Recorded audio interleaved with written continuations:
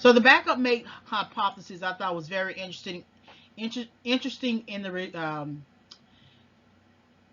the research. So Duntley and Buss suggest that because regular mates may cheat, lie, defect, and decline in value, people experiencing high relationship mate value would benefit from cultivating potential replacement mates. That's just such a weird sentence, but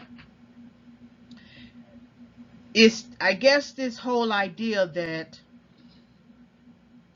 there's the expectation that your mate is going to essentially decline in mate value. So therefore, you need to keep in mind to cultivate a potential replacement mate.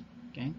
Ancestral women without a backup mate would have suffered as a result of a lapse in protection, mate investment, and resources for her children. It is no different than people changing jobs and their insurance lapsing. Backup mates for both men and women may be characterized as an average of 3 potential replacements.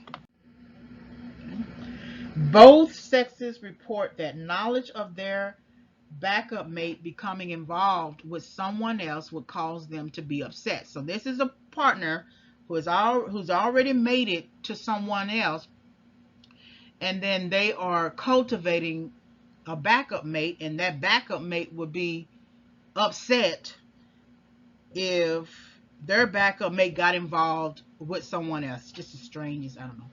Women more than men reported that they would be extremely upset if their backup entered a long-term romantic relationship with someone else or fell in love with someone else. Women more than men reported that they would actively try to prevent their number one backup from marrying someone else. Since cultivating backup mates is a feature of mate switching, then securing backup mates should also increase. This means that part of increasing backup mates is in instigating affairs to switch to a better potential mate. Women are predicted to maintain extra pair affairs for purely emotional reasons, and others for sexual encounters. Some affairs can last for months or even years. According to Grilling and Buss, affairs can serve as a form of mate insurance, a trial run, a simulation of a long-term relationship, and an option against making a full commitment. Affairs allow opportunities for a close-up assessment of an alternative mate and an ability to gauge the relationship from a distance. Now, isn't that very interesting, that last sentence? Affairs allow opportunities for a close-up assessment of an alternative mate and an ability to gauge the relationship from a distance. When the close-up assessment should be done with the current partner, where's all of that time that you should put into the current partner? Instead, the female women in this particular section of this lecture, they are spending time cultivating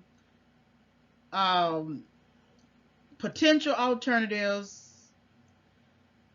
backup mates. They are creating a backup mate for mate insurance, just in case their long-term relationship with already mated partner, doesn't work. And there's more time and work ethic, given to cultivating the possibility of an alternative mate versus the possibility of moving the current relationship further long term. So it's just very interesting. The pursuit of a backup mate is also based upon emotional disengagement. Emotional disengagement is a process of psychologically divesting from the current partner. Conroy Bean et al. Suggests that the emotion that facilitates disengagement is relationship dissatisfaction. Relationship dissatisfaction is so relative. Sometimes people can be dissatisfied because the partner is not giving in right to the way that they want that partner to do, or it could be relationship satisfaction or dissatisfaction could be as a result of infidelity in the relationship. I understand that if you want to disengage, but many people tend to disengage just simply from just weird, strange reasons, just to do it. It could be out of sport, it could be out of play. It's something to think about.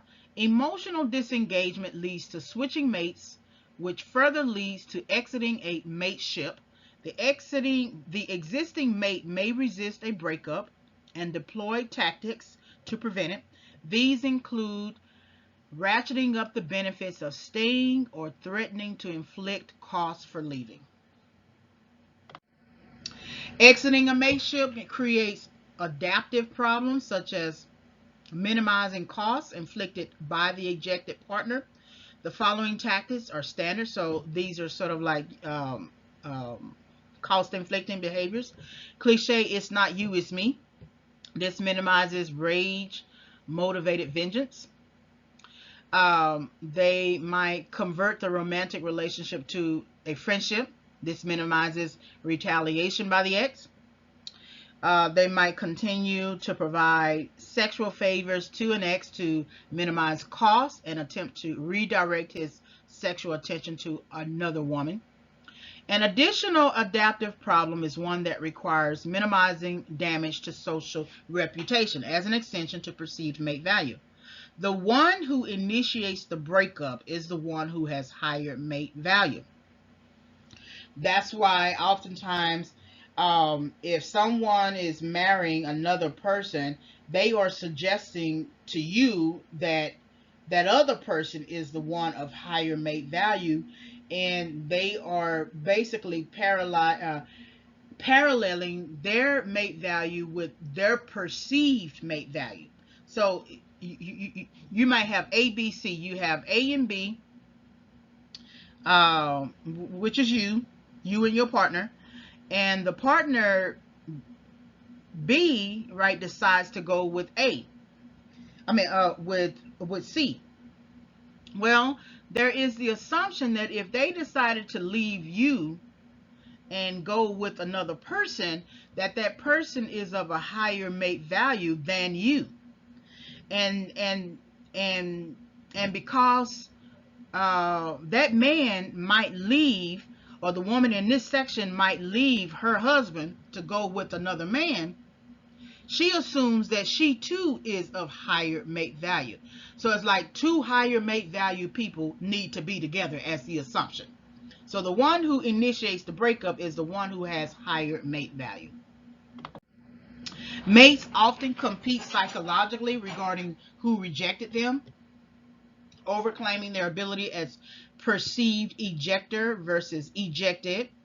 Another tactic is to disseminate negative information about the ejected mate, which ultimately lowers the ejected partner's mate value and minimizes the damage to the perceived ejector's mate value. This also helps to minimize outrage from family members and friends of the ejected partner. So it's that age-old tactic of trying to make you look like you're really the bad one, and so that's the reason why I basically had to leave. If you would have just acted right, then I wouldn't have had to leave. I wouldn't have had to marry somebody else. But they wanted to marry someone else anyway.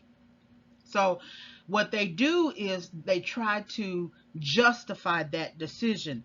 At the same time, they try to minimize that decision and how it affects them negatively, right? They don't want to look bad in the situation. They only want to look like they had to make that decision to let you go because for whatever reason, when the actual reason is they just wanted another mate. That's it.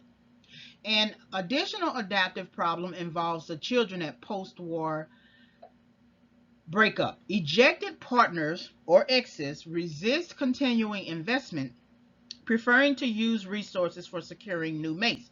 Problems are often compounded.